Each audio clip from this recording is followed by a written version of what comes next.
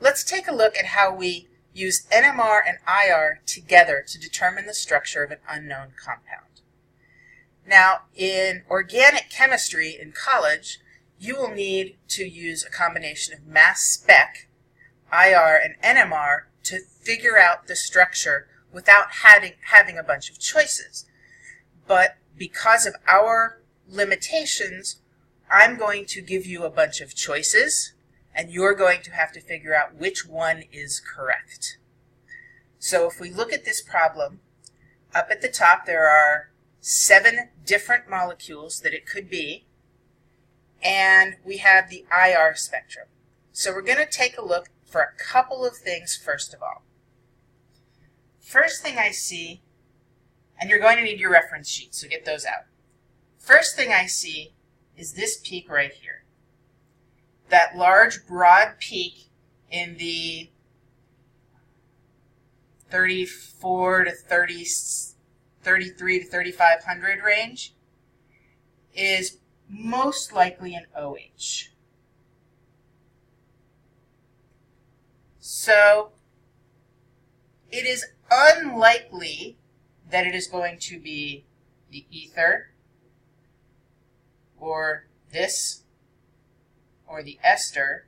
So I'm going to put a little check mark near the ones that have OHs just to keep my focus there. It's not definitive. The other thing I'm going to look for in IR is a CO double bond stretch, which usually is between 1700 and 1750, which I'm not seeing. I can make a little note. Again, it's not definitive, it's probable. That's really as far as I want to go with the IR for now. Here's some CH stretching.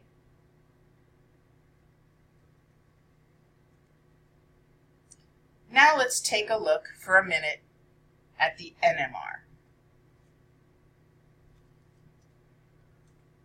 First thing I'm going to look at is my ratio. I have hydrogens in a 2 to 1 to 2 to 3 ratio. The next thing I'm going to look at is where they are. If I see something between the 7 and 8 range, that's probably a benzene ring. And I don't have one of those. So it's probably not a benzene ring.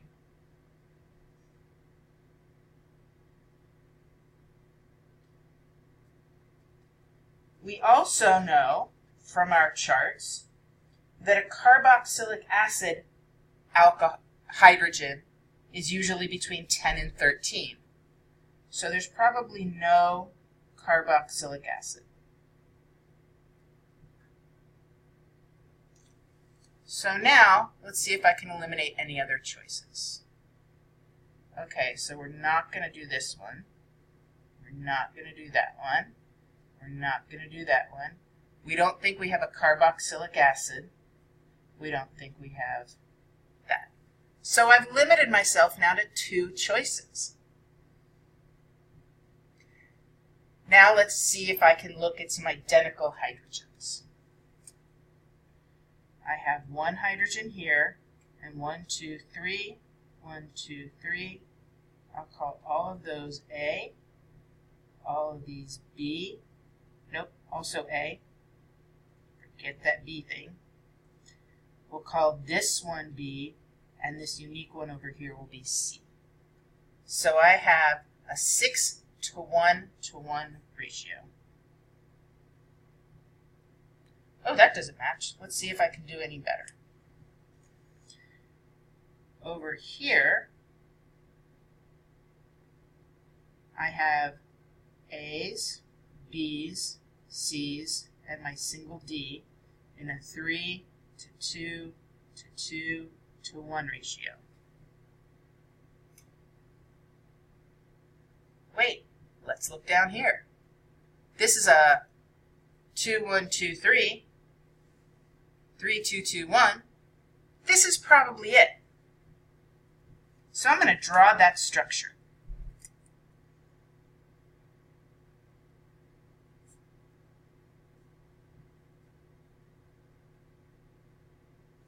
and I'm drawing all the hydrogens and all the carbons just to emphasize. And I believe I labeled them A, B, C, and D. Now what I need to do is assign those A, B, C, and D to the peaks in my NMR.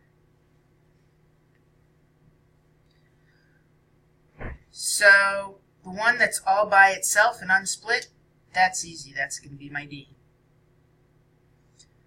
The one that's got an integral of 3, meaning it's 3 hydrogens that are the same, it's 3 high. Okay, so that would work for A. And it's split into 3 tiny little peaks, meaning it has 2 near neighbors. My 3 split by 2 near neighbors. Perfect. This must be my A peak. Now I have 2 different ones, and I have to figure out which is which. I have 2 different rationales. One is the splitting. The CH2 is near another CH2, so it's split into 3. That would make this one C. A CH2 near 1, 2, 3, 4, 5, that would make this one B. So that works. The other way I know is that my CH2 near that electronegative oxygen should be at a higher ppm than my CH2 that is farther from my electronegative oxygen. The closer it is to electronegative oxygen, the more it's going to move to the higher ppm. So what I was able to do by eliminating possibilities, focusing on just a couple of key features in the IR and some key features and the ratio in the NMR, I'm able to put together that this structure goes along with these 2 spectra. What I want you to do is pause the video and take a look at this set. There's more choices, but you're going to follow the same procedure. When you're done, start the video again, and let's take a look at the answers. All right, let's see how you did. First thing I looked for was an OH peak and a C double bond O peak in the IR. I did not see an OH. I did see a carbonyl, the C double bond O. So let's see what I can eliminate. I crossed off everything in red that had an OH. And in blue, I crossed off what was left that did not have a C double bond O. So I was able to eliminate a lot of choices just with the IR. Then I started looking at the ratios for the NMR of equivalent hydrogens. So I have 3, and then 2, and then 2, and then 3. For the next one I have 3 and 2, and these are identical, so it's a 6:4 ratio, which is really a 3:2 ratio on the NMR. 3, 2, 2, 2, 1. These 6 hydrogens are identical, so 6:1:3. 3, 2, 1, 3, 1.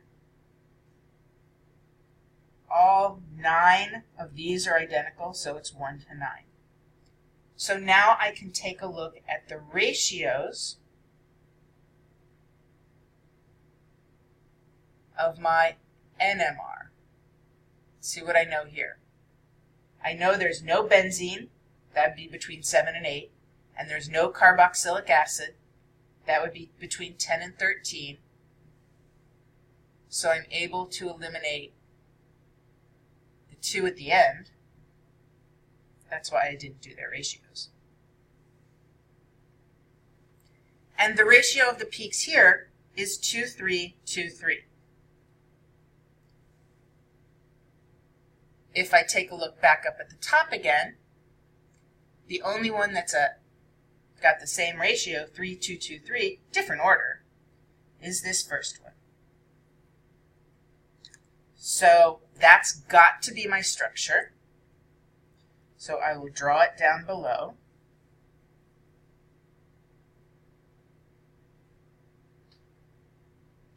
And here I'm including all the hydrogens.